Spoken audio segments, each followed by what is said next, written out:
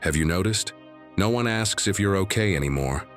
No one waits for you, no one checks in, and if you fall, no one's there to lift you up. It hurts, I know. But listen closely. Learning to walk alone is the only thing that's going to save you. Because when the world disappears, all that's left is your shadow and your will not to give up. This video is for you, who's tired of waiting for support that never comes, who swallows tears while smiling on the outside. We're not going to sugarcoat loneliness here. We're going to use it as the weapon that will rebuild you. Because when no one's left, not a hug, not a message, not a hand to hold you up, that's when the Stoics spoke of real strength.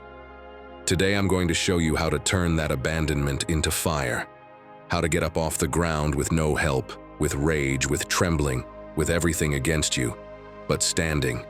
Stay with me, because this battle is yours alone. And after this video, you're going to start winning it. Now think about this. Do you feel like you've been carrying everything on your own for a while? Like no one listens?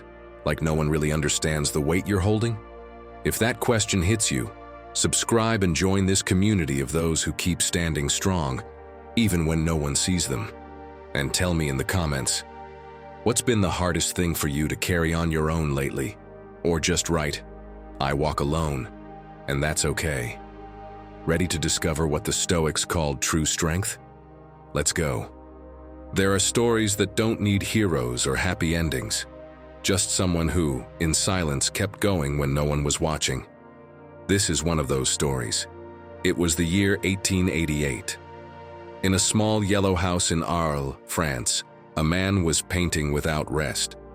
Canvases stacked against the walls, worn-out brushes, and a silence so thick you could cut through it. That man was Vincent van Gogh. No one was by his side, not his family, not his friends, not even the audience he was trying to reach. His soul was full of color, but the world only saw madness. Van Gogh painted sunrises while everyone else was asleep, withered flowers when everyone expected perfect gardens. His art didn't follow trends, it followed need. Because when there's no one to push you forward, you learn to push yourself. And that's exactly what he did.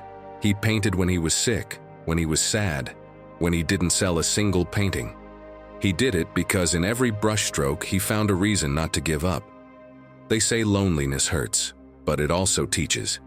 Sometimes life leaves you alone so you can truly listen, so you can figure out which voice is yours and which ones were just noise. Van Gogh understood that, even if it came late. The world didn't have to understand him. It was enough that he kept creating. And still, he wasn't made of stone. He broke down many times. He doubted himself. He cried. He felt fear. But even in his darkest days, there was one thing he never gave up: action. While others froze, he kept painting. Because he knew that if he stopped moving, his mind would devour him. His art was how he stayed alive, how he found calm within the chaos. No one applauded him while he lived. He died believing he had failed. But time ended up proving him right.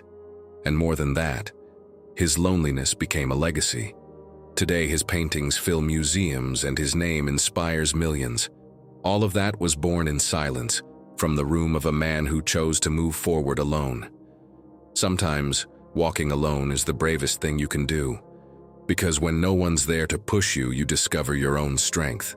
Van Gogh wasn't chasing fame, he was chasing meaning. And he found it in the one thing he could control: moving forward, even when the world wasn't watching. Because moving forward alone isn't a sign of weakness. It's the clearest proof that your path doesn't depend on anyone else, but on the voice you choose to follow inside you.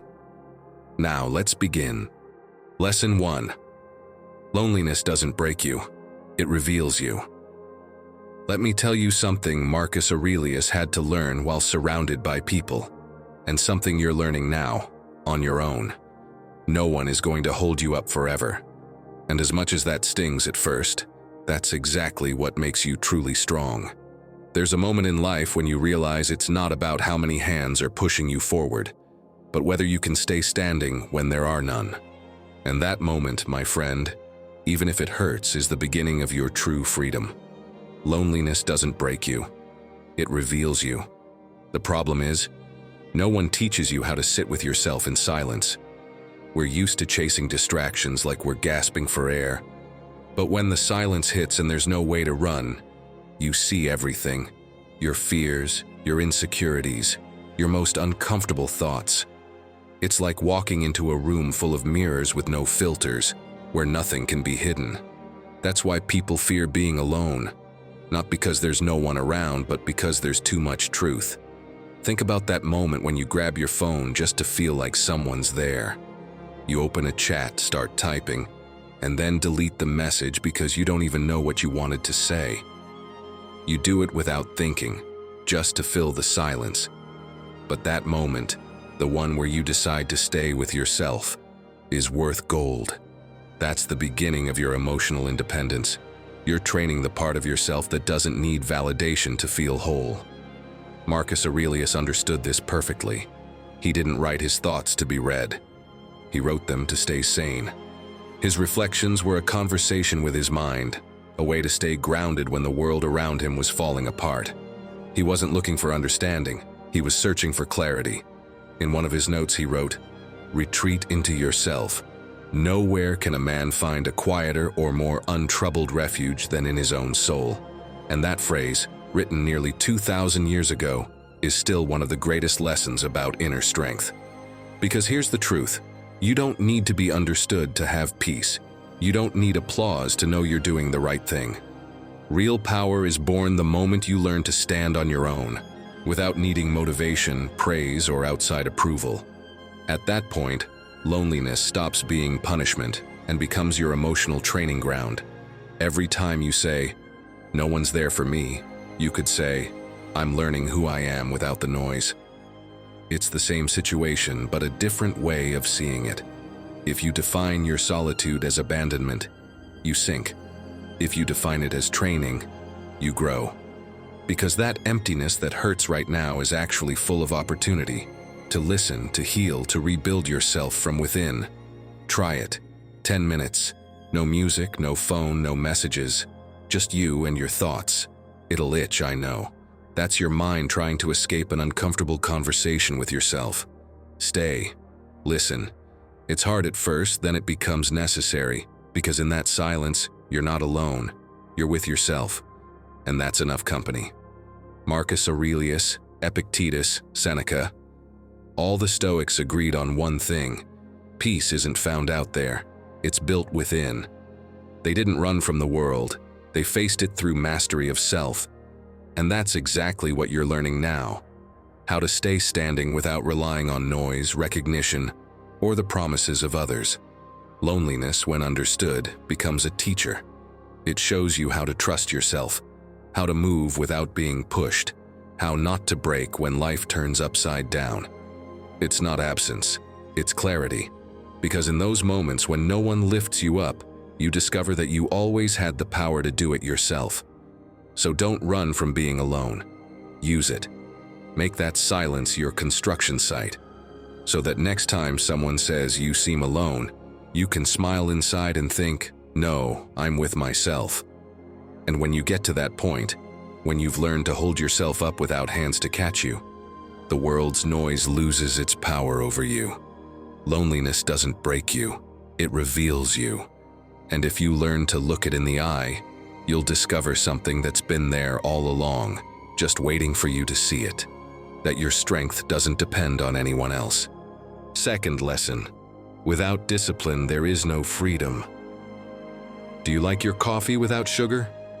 I hope so, because what I'm about to tell you is going to taste just as bitter. If you depend on feeling like it, you're lost. Epictetus knew this almost 2,000 years ago, and so does anyone who's ever truly achieved something. Freedom doesn't come when you do what you feel like doing. It comes when you do what you said you were going to do, even when you don't want to. You've lived this before. The alarm goes off, you think 5 more minutes. That's where you lose. Not at the gym, not at work, not when things get tough. You lose right there, in that tiny moment when you decide your comfort matters more than your word.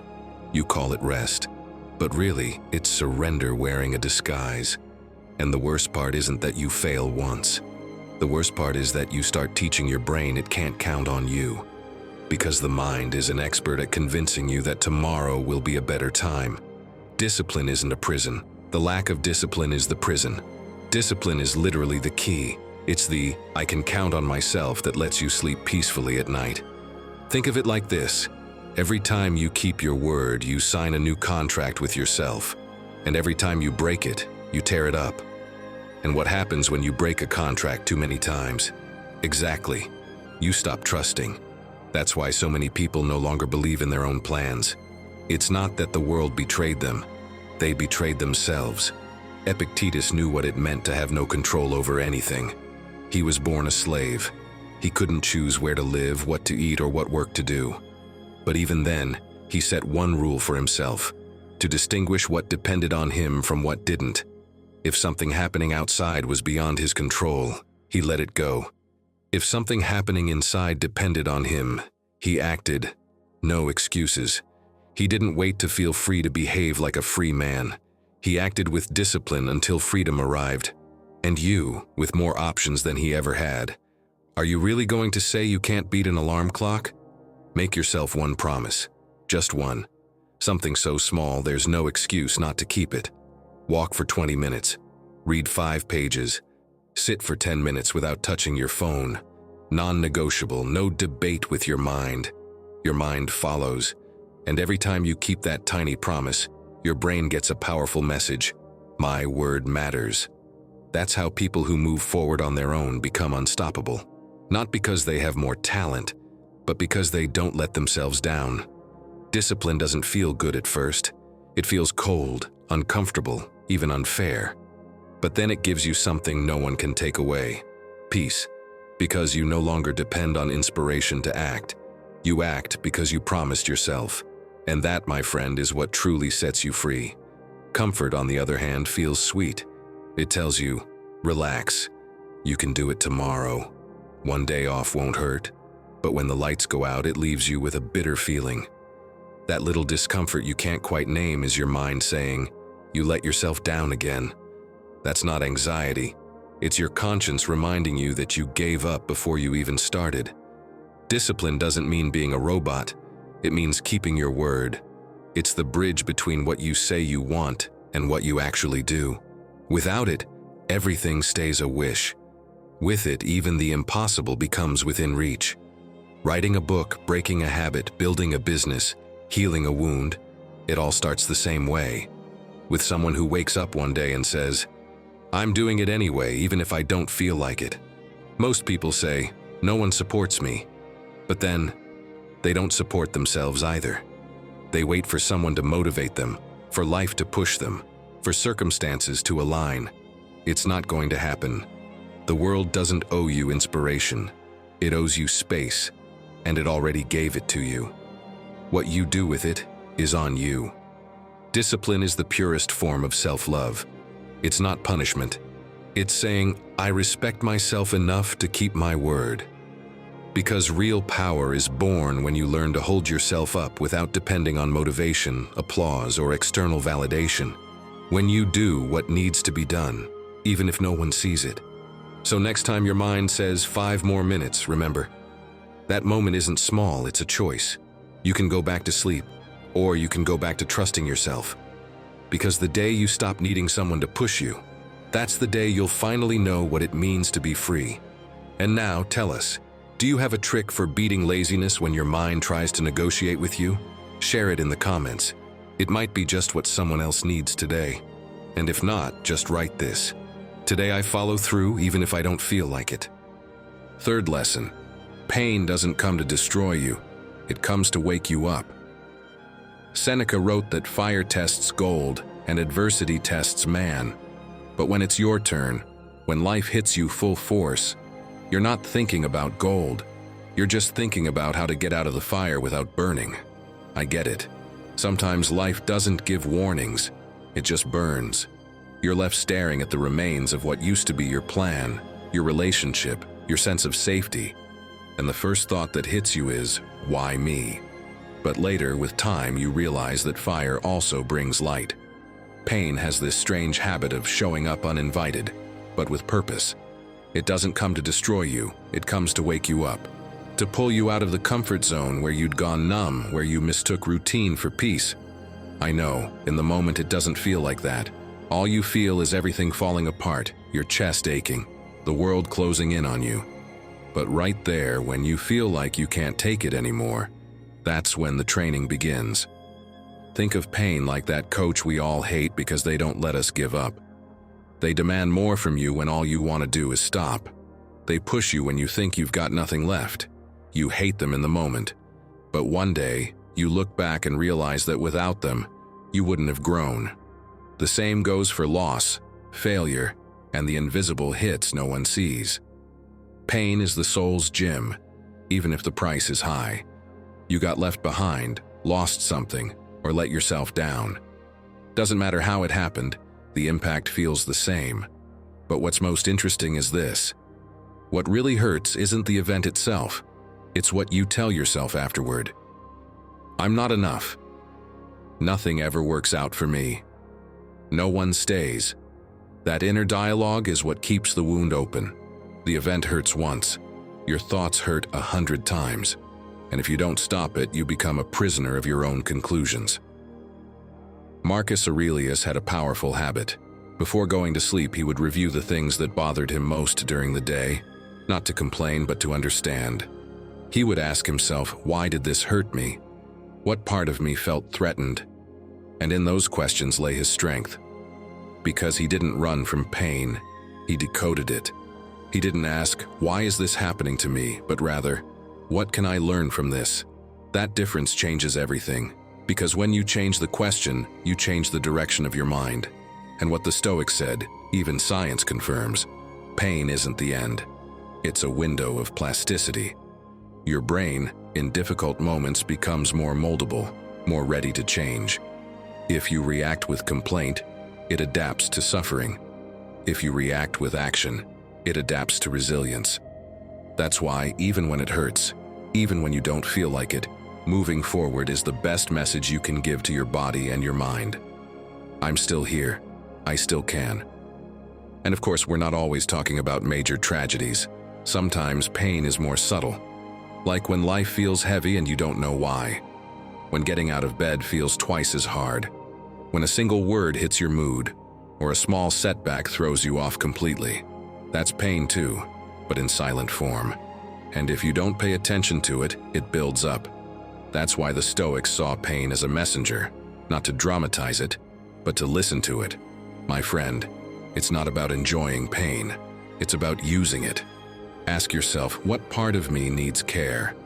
What is this situation trying to teach me? Sometimes life pushes you to the edge just so you'll stop living halfway. And as hard as it may be to believe, that edge is exactly where your true strength reveals itself.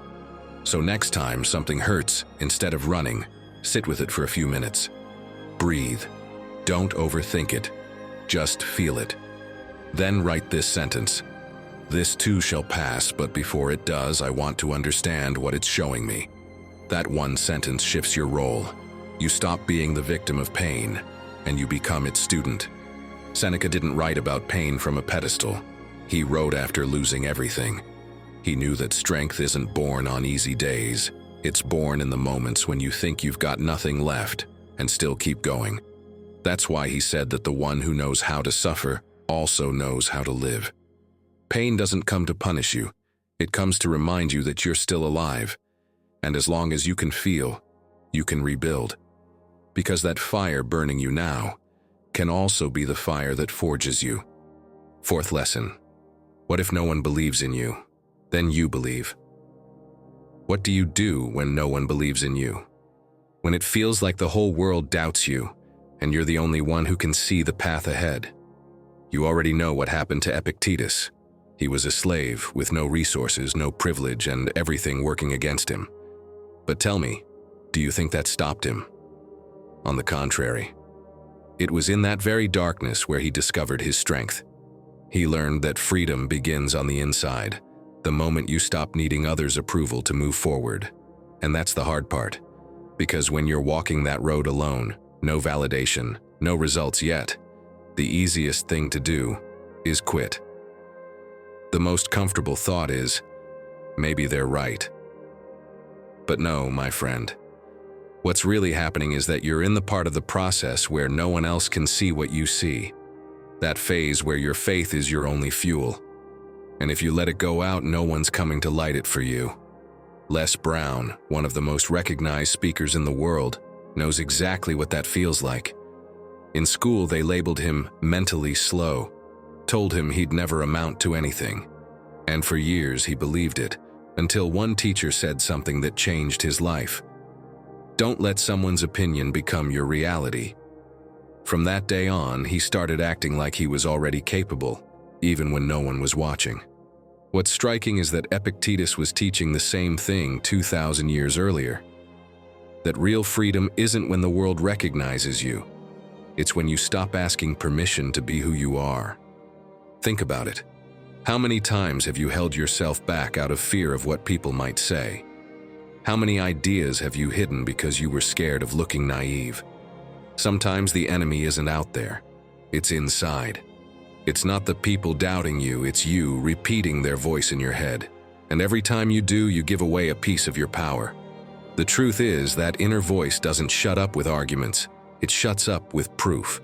Epictetus said that whoever depends on applause is a slave to the ones clapping. And he was right. Marcus Aurelius, Emperor of Rome, wrote his thoughts in private with no intention of publishing them. He wasn't looking for approval.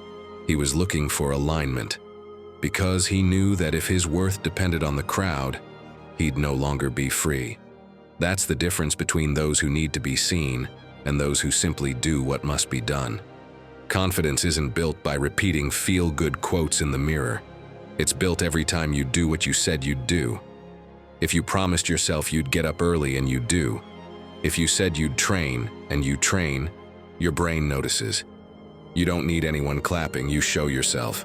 Self-belief doesn't come from motivation, it comes from evidence.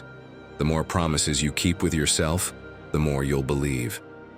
Carol Dweck, a psychologist from Stanford, proved this with her theory of the growth mindset. People who believe they can improve actually do. Not because of magic, but because they act differently. They believe before they see results, and that changes everything. Because when you believe in yourself, your body moves differently. Your mind stops making excuses and starts looking for solutions. If right now you feel like no one supports you, that everything's on your shoulders, I get it. But don't see it as punishment. See it as training. This is the stage where your vision gets tested. Anyone can keep going when cheered on, but only those who keep going alone go far. Try this.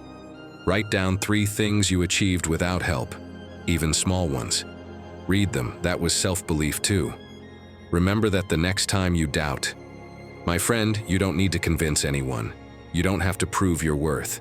Just keep moving forward, even when no one's watching. People always doubt what hasn't happened yet. But once it does, the same people who didn't believe will say they always knew. That's how the world works. Which is why you need to stop looking for witnesses. When no one believes in you, keep going. When no one understands, act anyway. Believe, even if everything's shaking.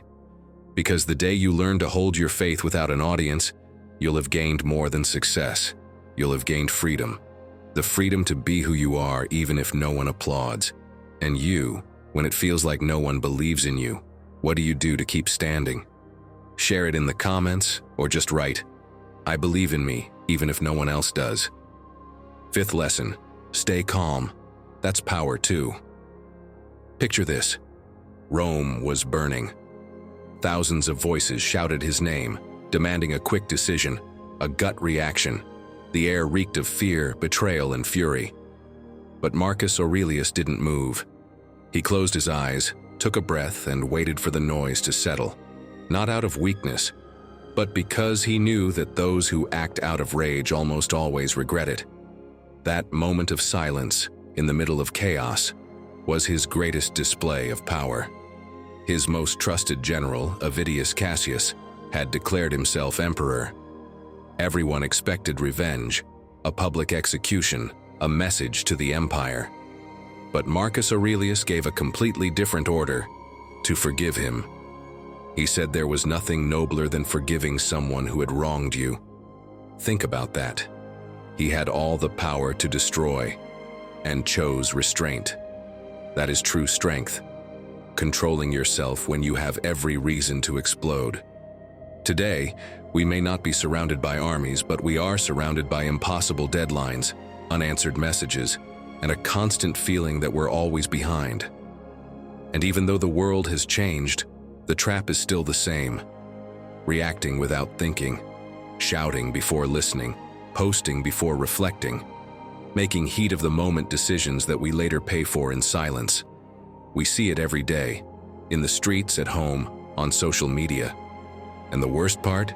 We've normalized it. We think blowing up is just being real. But what feels like honesty to the ego is often destruction for your inner peace. My friend, your mind is like a lake. If you keep throwing stones, worries, arguments, non-stop thoughts, the water gets cloudy and you can't see the bottom. You panic, thinking you've lost control when really you just need to stop stirring it up. If you wait, if you breathe, if you stop adding more noise, the water clears on its own. And in that clarity, you see what the chaos was hiding. That's what Marcus was doing when he closed his eyes in the middle of the noise, clearing the lake of his mind. You might not notice it, but every time you stay calm, you gain seconds. And those seconds are gold. They are the space between impulse and response, between mistake and wisdom. What you do in that tiny gap can change the course of your life. If you react in anger, if you let it take over, the fire spreads. But if you wait, if you choose, the fire dies out. Calm doesn't make you less intense, it makes you more precise. Now put yourself in this situation. You're at work, and someone throws a sarcastic comment your way. You feel it rise from your chest to your throat, that urge to fire back. You know it, right? It's the same instinct that used to send soldiers charging 2,000 years ago.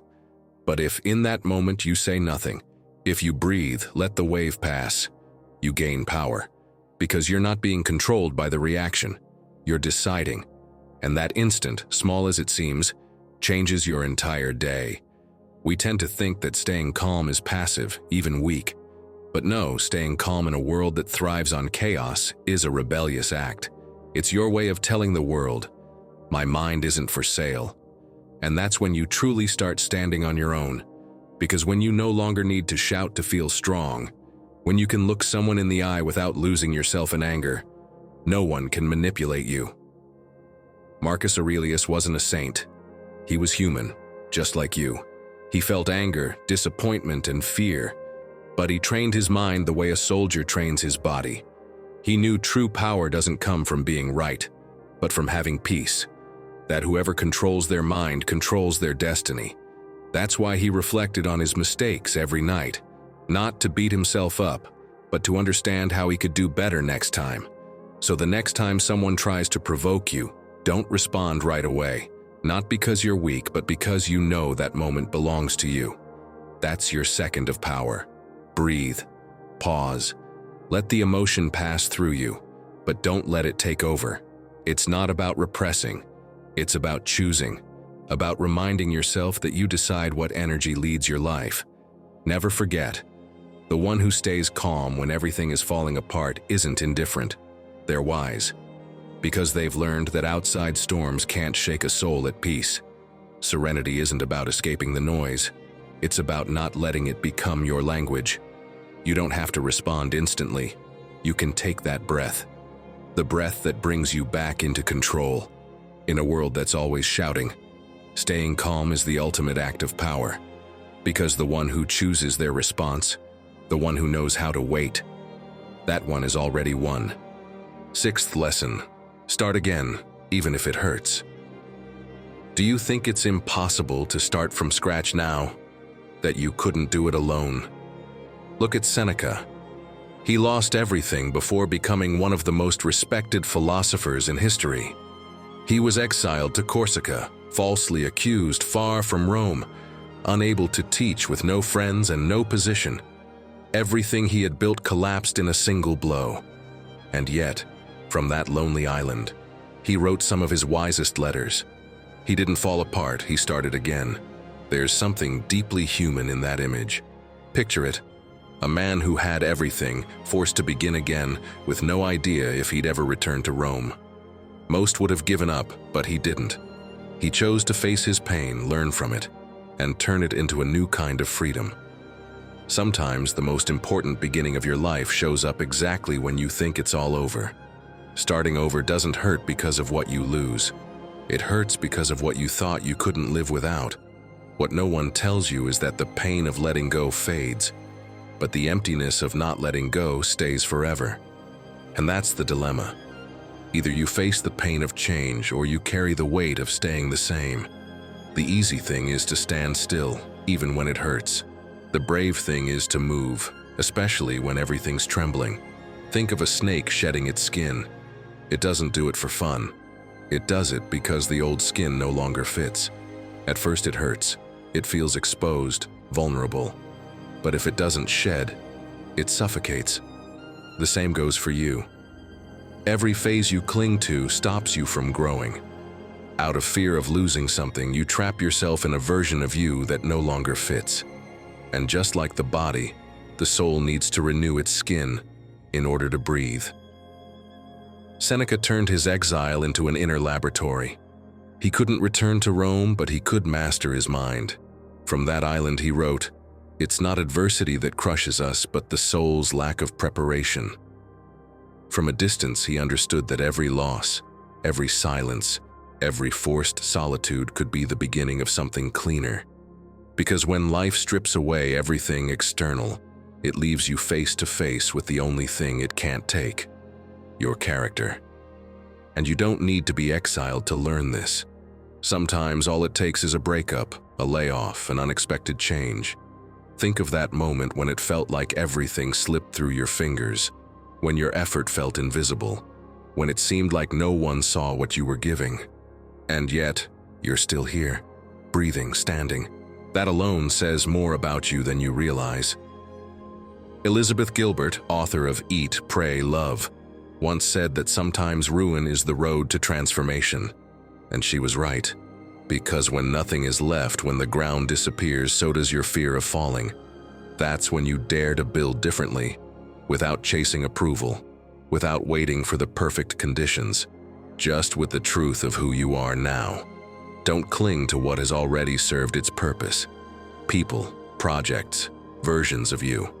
If something no longer pushes you forward, it's holding you back. Starting again isn't weakness, it's wisdom. Because someone who can rebuild once can do it 1,000 times. Every time you let go of something that no longer fits, you're saying to yourself, "I trust my ability to rebuild." And that, my friend, is what makes you truly free. Maybe right now you're in that space where everything feels uncertain, where you can't see a way out. But remember this: Seneca came back from exile wiser, stronger, and more at peace. Not because life changed, but because he changed within it. He learned how to stand on his own, without applause, without titles, without recognition. And that gave him a peace no one could ever take away. When it feels like everything is falling apart, don't rush to fix it with something external. Look inward for the strength that's always held you up, even when you didn't know it was there.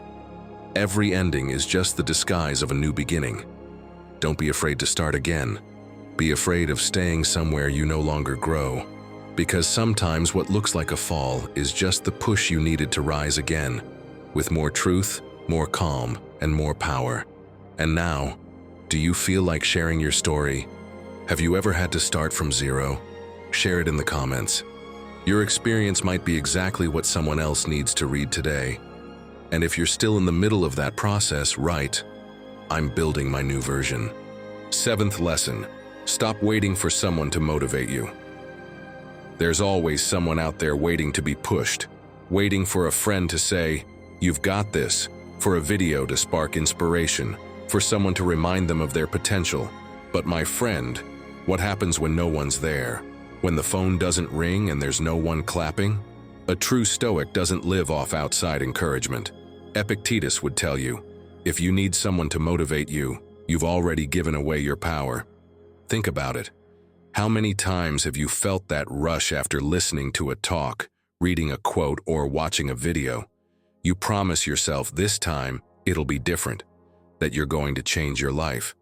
And then, a week later, it fades. Nothing dramatic happened. The motivation that came from the outside just left the same way. What was moving you wasn't your own strength, it was someone else's echo. Motivation is like a match. It lights quickly, flares for a second, and then burns out. Discipline, on the other hand, is a fire you build yourself, one small branch at a time, every day. And when the storm comes, only that fire survives. That's why motivation can't carry you when you're alone.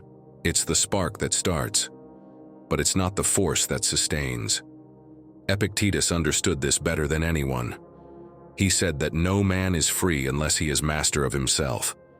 And that means if you need something external, a video, a quote, a person to get moving, you're not really moving by your own will. You're being pushed. Freedom begins the moment you stop needing that push. Sometimes we confuse motivation with purpose. We wait to feel inspired before we act. We want to do something before we begin, but it works the other way around. Action creates motivation, not the other way around. If you wait to feel ready, chances are you'll never start. The body moves before the mind catches up. This is exactly what psychologist Angela Duckworth studied. For years, she researched why some people achieve extraordinary things while others give up. She found it wasn't about talent or luck or even intelligence. It was about grit, the ability to keep going, even when the excitement is gone. What she called grit, the Stoics called virtue, doing what's right, even when you don't feel like it. And do you live by motivation or by virtue? Picture this. It's Monday. Your alarm goes off. You didn't sleep well. You think, I don't feel like it today. And then, you do it anyway. Not because you feel strong, but because you said you would. That moment, that small, invisible act, is worth more than all the motivated days combined. Because you're training something deeper than your body, your character. The problem is we've turned motivation into a fancy excuse. I'm not inspired. I don't feel ready. I need time. No, what you need is to move, even if it's just a small step, even without clarity. Because clarity comes through action, not waiting. Action is the antidote to doubt. Here's something almost no one tells you. You don't need to feel good to do good. There are days when moving forward hurts, days with no energy, no momentum, no reward. But every time you follow through quietly without applause, you're building a version of yourself that doesn't rely on the emotional weather of the day. That version is the one that holds you up when everything else falls apart. My friend, stop looking for motivation. Look for commitment. Create a reason so clear, so solid, that it doesn't need emotion to stand on. Write it down, read it every morning, and take action, no matter how small, that brings you closer to it. Because every small action builds momentum, not the other way around. When energy is low, repeat it.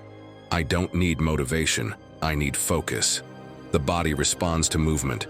Start, even without enthusiasm, and watch how motivation follows. That's the paradox. People who move forward alone don't do it because they're always fired up. They do it because they've learned how to move, even without it. Motivation fades. Discipline stays. And once you learn how to move without applause, without cheers, without witnesses, you become dangerous, in the best way. Because you no longer depend on anyone. Like Epictetus said, freedom begins when you are master of yourself. 8th lesson. Learn to stay silent even when you want to scream. Musonius Rufus walked toward exile, escorted by soldiers. The air smelled of dust and iron. Behind him, a guard shouted insults, mocking his appearance, his silence.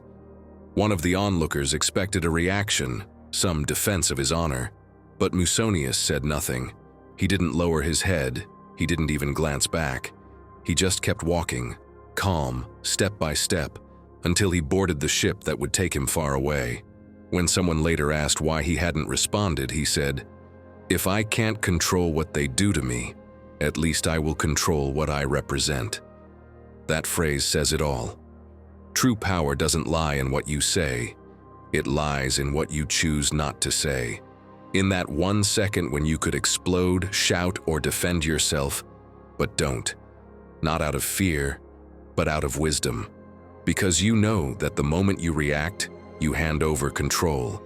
You're not being exiled to an island like Musonius, but you do face provocations every day. A sarcastic comment, a critique disguised as advice, someone pushing your buttons just to see if you'll snap. And often you do. You respond, you explain yourself, you shout, as if every word were a way to reclaim power, when in fact you're giving it away. Silence doesn't mean surrender, it means choosing where to place your energy. When you choose silence, you're not accepting the injustice, you're protecting your mind. Because while others react, you observe, and observation gives you the edge. The mind is like a lake. If you keep throwing stones, arguments, complaints, noisy thoughts, the water becomes cloudy. You can't see the bottom. But if you wait, breathe, and stay still, the water clears on its own, and what once seemed blurry becomes obvious. Silence isn't suppression, it's clarity. The Stoics called this suspending judgment. Before reacting, they would ask, does this really deserve a response? Will this reaction bring me closer or further from peace? That brief pause was their way of staying in command of themselves. And that, my friend, is worth more than 1,000 motivational speeches. Think about how many times you've said something you later regretted. How many arguments you could have avoided with just 10 more seconds of patience. Sometimes it's not about being right, it's about having peace. Not everything that bothers you deserves a reply. Not every attack is worth answering. The monk Thich Nhat Hanh said that silence is the space where truth becomes visible. And it's true. When you choose silence, you're not swallowing your words, you're filtering out the useless ones. You're telling the world, not everything moves me. And that throws people off. Because those who try to provoke you never know what to do with someone who doesn't react. Next time someone gets under your skin, don't respond right away. Breathe, watch, ask yourself if it really affects you, or if it just bruises your ego. Most of the time, it's not your heart that's hurt, it's your pride. And pride, when it's in charge, destroys more than any enemy ever could. Silence, when used consciously, doesn't make you weak. It makes you sharp. You don't speak just to speak. You don't yell out of impulse, you wait. And when you do speak, your words hit twice as hard, because they come from control, not reaction. Musonius lost his physical freedom but never his calm. And that's the lesson. No one can take your self-mastery unless you hand it over. Every time you choose silence, you're choosing to stay grounded. You're reminding yourself that strength doesn't come from winning a fight, but from not losing yourself in it. You know what happens when you learn to be quiet on the inside? That part of you starts to speak, the one that actually knows where you're going. Not the part that reacts, but the one that understands. If silence has ever made you uncomfortable, stay. The next video that appears isn't about shutting up. It's about discovering what's behind the silence, and it just might change the way you listen to yourself. 9th lesson. Not everyone deserves your energy. There are people who don't shout at you or insult you, but leave you drained. You walk away from a conversation with them and feel like you're carrying an invisible backpack. It's that strange kind of exhaustion that doesn't come from your body, but from your soul. And while you might think it's empathy, sometimes it's just overload. Seneca warned about this 2,000 years ago. Avoid those who complain endlessly, because their misery is contagious. He didn't say it out of judgment, but from experience, after living among politicians, flatterers, and inflated egos. He knew that if he didn't protect his mind, he'd lose himself in other people's noise. You've been taught that being constantly available makes you a good person, that listening, helping, and caring others is a sign of kindness. But no one told you there's a cost, that when you give endlessly, you end up empty. And the worst part? That energy loss doesn't hit all at once, it drains you drop by drop. Every forced conversation, every favor you say yes to when you mean no, every "it's fine" when it clearly isn't. That's how the mind wears down, quietly. Think of your energy like your phone battery. You can't have 20 apps running at once without draining it fast. If you don't close a few, if you don't recharge, the whole system crashes. And yet most people live like this, answering messages they don't want to answer, absorbing problems they can't fix, maintaining relationships that add nothing. They move through life in low power mode, emotionally surviving on 1%. Seneca understood this better than anyone. Even while surrounded by Roman power, he often retreated to recover his clarity, not out of disdain for others, but out of respect for himself. He isolated himself to write, to think, to reconnect inwardly, because he knew that the mind needs solitude just like the body needs rest. He who doesn't set aside time for himself ends up living for others, he wrote in one of his letters. And that line should ring in your ears like an alarm, reminding you to disconnect before you burn out completely. The truth is, we still fall into the same trap, just in new clothes. It's no longer senators and sycophants. Now it's voice notes, 5-minute rants, endless complaints, constant comparisons. Some people are surrounded by screens but emotionally overwhelmed. Too much connection steals our peace just like too much company once did. Psychologist Nicole LaPera calls this energetic self-care. And she puts it simply, every yes you say unwillingly is a no to yourself. And when that happens too often, your body starts to speak. First, with fatigue, then with apathy, later with anxiety or that hollow feeling you can't explain. The problem isn't that you give too much, it's that you don't recharge. Next time you talk to someone, pay attention to how you feel afterward. If you feel lighter, calmer, even inspired, that person adds to your life. But if you leave feeling tense, scattered, or craving silence, that person drains you. That's valuable information. It's not about cutting everyone off. It's about learning to ration yourself. To understand that your energy is not infinite. There's something incredibly freeing about setting boundaries without guilt. Leaving a message unanswered until tomorrow.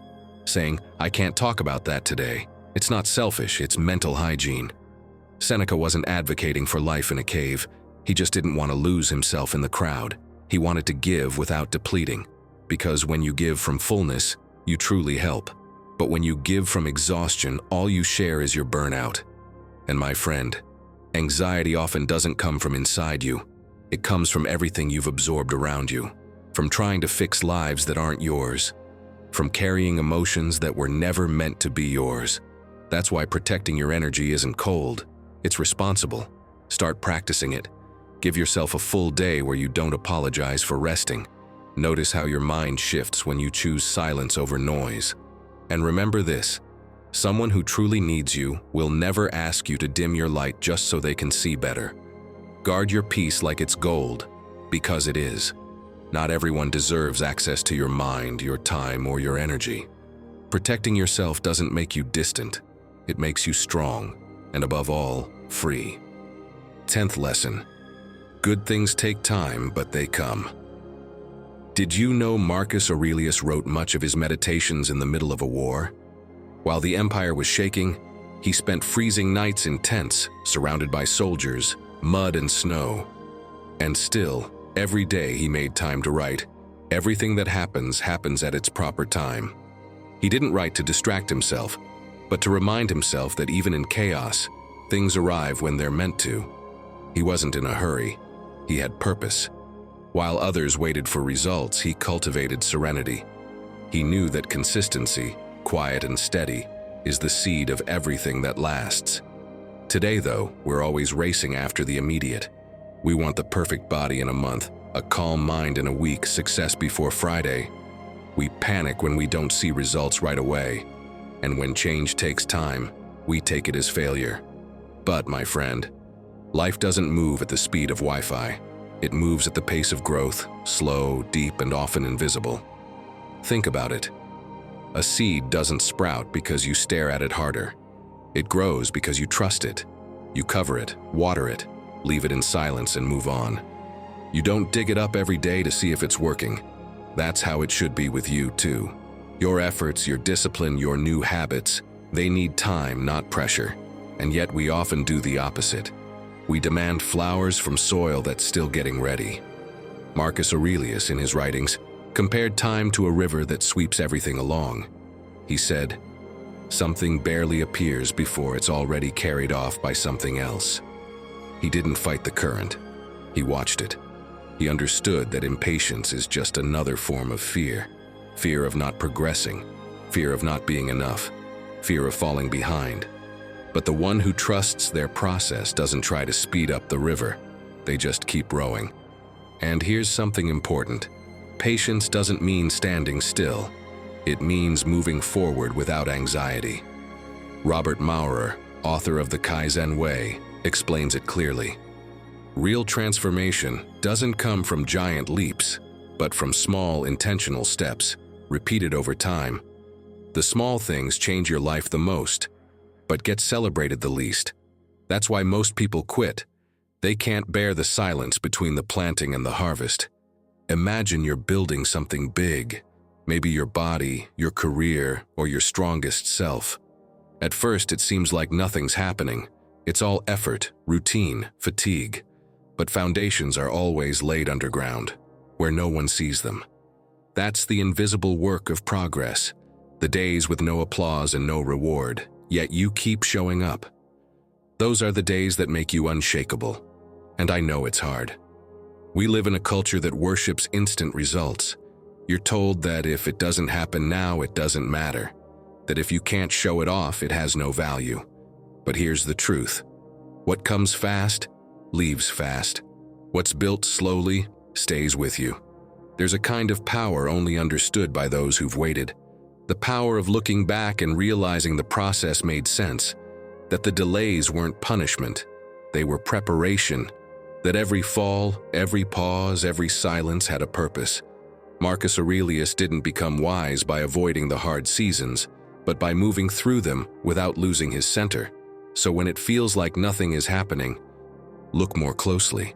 Notice what has changed in you without your realizing. That calm you didn't have before. That clarity born from all the noise. The fruit doesn't always show up when you plan, but it does appear when you're ready to hold it. Patience isn't passivity. It's active trust. It's saying, I'm still here, even if I don't see the results yet. I'm still walking, even if no one claps. I'm still building, even if no one's watching. Because true strength isn't measured by speed, but by the consistency of the one who never stops. Remember this, my friend. Good things take time, yes, but they come. And when they do, you'll understand why they couldn't come any sooner. Because nothing blooms out of season, and neither do you, neither do. 11th lesson, turn your anger into focus. You clench your fists, you say nothing, but you feel it. That pressure in your chest, that heat rising to your throat. Anger. We've all felt it. That mix of helplessness and fire that makes you want to break something, scream, let it all out. Now take that feeling back 2,000 years, to a windowless room where a young slave watches as his master humiliates another man to the point of tears. He can't do anything, not move, not speak, not defend him. The only thing he can control is his reaction. That young man was Epictetus, and that day he understood something few ever truly grasp. Anger isn't something you shout, it's something you train. He didn't suppress it, he contained it, shaped it, turned it into discipline. While his master burned up in his own rage, Epictetus was learning to master his. Years later, that slave would become one of the wisest philosophers in history. His master, meanwhile, faded into oblivion. Epictetus didn't need revenge because he'd discovered a deeper kind of power, turning anger into focus. Anger isn't bad. What makes it dangerous is not knowing what to do with it. It's a raw, wild energy that can either destroy or illuminate, depending on how you direct it. The problem is, no one teaches us how to channel it. You're told to suppress it, ignore it, or unleash it without thinking. And in all three cases, you lose, because suppressing it makes you sick, ignoring it numbs you, and unleashing it recklessly can tear everything apart. Epictetus, Marcus Aurelius, and Seneca all understood one essential truth. Inner fire can be a weapon or a tool. If you throw it blindly, it burns. If you aim it, it builds. The fire that cooks can also burn the house down. The goal isn't to extinguish it, it's to master it. My friend, think of how many times you've felt that spark of anger over something that hurt or frustrated you.